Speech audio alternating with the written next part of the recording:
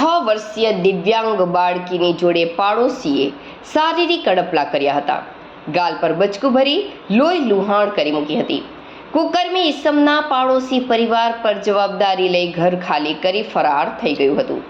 દિવ્યાંગ બાળકીની માતા દ્વારા પાનોલી પોલીસ મથકે ફરિયાદ નોંધાવતા પોલીસે તપાસ શરૂ કરી હતી.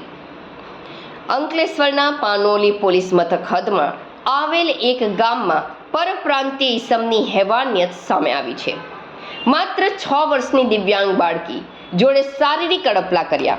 આ ઘટનાની વિગત અનુસાર દિવ્યાંગ બાળકોની માતા પિતા ગત રોજ છૂટક મજૂરી કામે ઘરેથી નીકળી બાદ પડોશીમાં રહેતા અજય અમરસિંહ નામના પાડોશીએ ઘરમાં નાના ભાઈ જોડે ના બોલી શકતી કે ના ચાલી શકતી દિવ્યાંગ બાળકી જોડે નાના ભાઈ જોડે એકલી બાળકીને જોતા તેના ભાઈને મોબાઈલ આપી બાળકીને બાથરૂમના ભાગે લઈ ગયો હતો, જ્યાં તેની જોડે શારીરિક અડપલા કર્યા બાદ બંને ગાલ પર બચકા ભર્યા હતા, જેને લઈ બાળકી લોહી લુહાણ થઈ ગઈ હતી.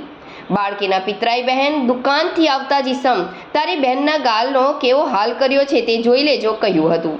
જે બાદ 8 વર્ષીય બહેન ઘરમાં શોધખોળ કરી હતી.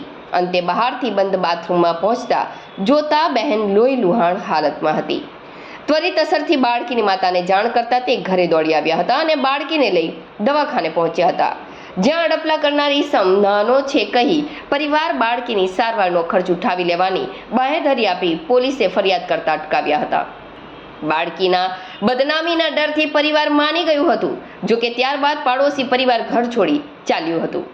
અંગે સમગ્ર મામલે પાનોલી પોલીસ મથકે ફરિયાદ નોંધાવતા પોલીસે ત્વરિત અસરથી ગુનો નોંધી ફરાર આરોપીની ધરપકડના ચક્રો ગતિમાન કર્યા હતા.